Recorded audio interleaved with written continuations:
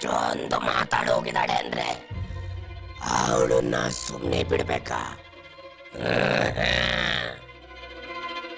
ನೀನು ಒಂದು ಸಲ ಅನ್ನು ಅವಳು ರಕ್ತ ಕಾರಿ ಸಾಯ್ಬೇಕು, ಹಾಗ ಮಾಡ್ತೀನಿ.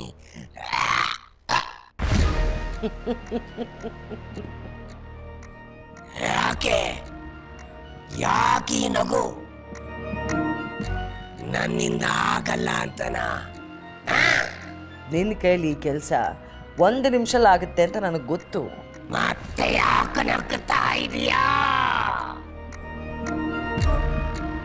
ಈ ಕೈಗಳು ನೆನಪಿದೆ ಅಲ್ವಾ, ಇದು ಎಷ್ಟು ಕೊಲೆಗಳನ್ನ ಮಾಡಿದೆ ಅಂತ ನಿನಗೂ ಗೊತ್ತಿದೆ.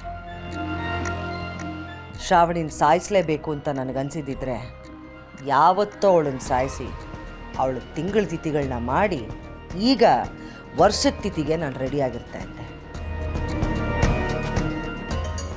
ಆದರೆ ಅವಳಷ್ಟು ಸುಲಭವಾಗಿ ಸಾಯಬಾರ್ದು.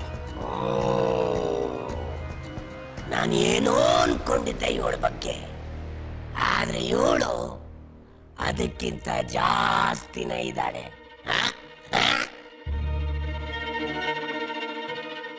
ಇಷ್ಟೊಂದು ಧೈರ್ಯವಾಗಿರೋ ವೈರಿಗಳನ್ನ ಇಟ್ಕೊಂಡು ಕೂತ್ಕೊಂಡು ಕಾಲಹರಣ ಮಾಡಬಾರ್ದು ಸಂಯುಕ್ತ. ಒಂದು ಕ್ಷಣದಲ್ಲಿ ಮುಗಿಸಿ ಮುಂದೆ ಹೋಗೋದನ್ನ ನೋಡ್ಬೇಕು.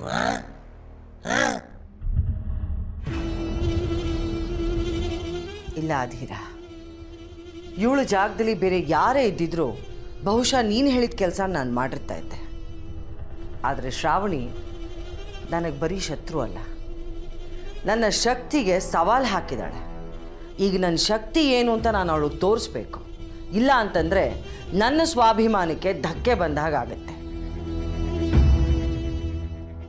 ಅಷ್ಟೇ ಅಲ್ಲ, ಅವಳ ಕಣ್ಣಲ್ಲಿ ದುಃಖ, ಭಯ, ದುಮ್ಮಾನ, ಸಂಕಟ ಎಲ್ಲವುದನ್ನು ನಾನು ನೋಡಬೇಕು.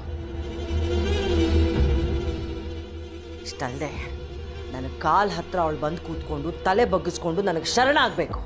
ಆಗಲೇ ಅಲ್ವಾ ನಾನು ನಿನ್ನನ್ನು ಕರ್ಕೊಂಡು ಬಂದಿದ್ದಕ್ಕೆ ಸಾರ್ಥಕತೆ ಸಿಗೋದು. ಅರ್ಥ ಆಯ್ತಾ ನಾನು ಹೇಳಿದ್ದು? ಅರ್ಥ ಆಯ್ತು, ಆದ್ರೆ ಅದರ ತೀವ್ರತೆ ಏನು ಅಂತ ಯೋಚನೆ ಮಾಡ್ತಾ ಇದ್ದೆ.